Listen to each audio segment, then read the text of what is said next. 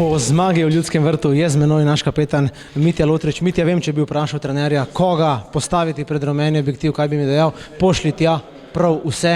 Izbrali smo spet kapetana. Mitja, čestitke, kako zelo težko je bilo danes? Zelo težko. Predvsem drugi polčas. Se mi zdi, da smo nekako trpeli. Ko smo prejeli v drugem polčasu, še ta zadetek 5 minut pred koncem, še toliko teže. Teh zadnjih par minut se je zdelo kot 100 let za mene.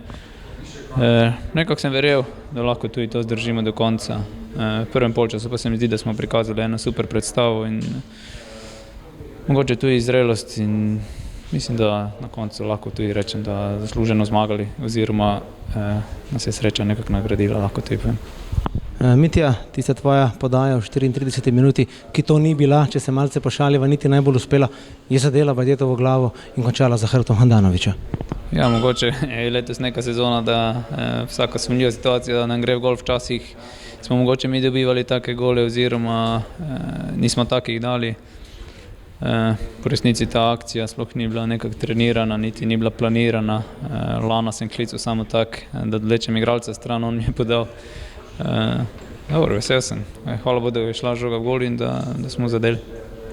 Celjski kapetan je celjsko barko po 5 letih že 10-tič za Slovenijo popeljal v evropska tekmovanja. Zdaj je to jasno tudi v teoriji. Ja, neizmerno sem vesel, da je po dolgem času spet Evropa v Celju. Mislim, da smo si s fanti to zaslužili, da smo to potrebovali skozi treninge, skozi tekme. Mislim, da celotno sezono bili konstantni, mogoče najbolj od vseh ekip v ligi. In mislim, da je to ena super nagrada za naš trud, ker smo se res veliko odrekali, dobro trenirali in vse, kar bo naslednje prišlo, je še dodatna nagrada. Pred tistim neposrednim obračunom z Olimpijo nas čakata še 2 nasprotnika, najprej doma Triglav, potem potujemo v Velenje k Rudarju. Marsikdo bo zamahnil z roko, 9. in 10. to da ne mi v Celju, prihaja ta izjemno zahtevna obračuna, izjemno zahtevna nasprotnika. Verjemite, da smo fanti zelo trdno na tleh, da vemo, kaj nas v sredo čaka.